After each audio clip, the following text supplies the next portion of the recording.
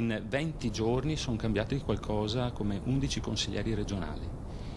Penso che sia assolutamente paradossale. È esterrefatto Otello Bergamo, candidato per Forza Italia al Consiglio regionale, che si è visto prima essere tra i consiglieri eletti ed oggi di nuovo estromesso.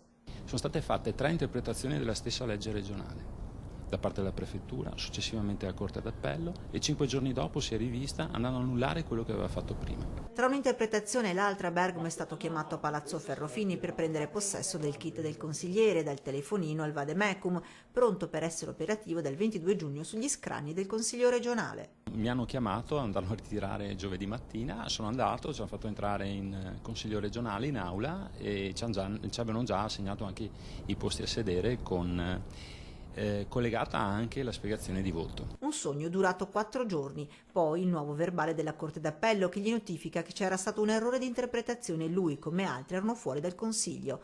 Otello Bergamo, come gli altri esclusi, sono pronti a dar battaglia. 3 ricorsi che Bergamo vuole presentare nelle sedi opportune, il primo relativamente al quorum sulle preferenze di lista di Venezia. Il secondo, sotto il punto di vista dell'interpretazione, seconda interpretazione che la Corte d'Appello ha dato, non andando a farci fare le controdeduzioni, e quindi questo stiamo verificando con i legali, e il terzo più in generale sull'interpretazione vera e propria della legge.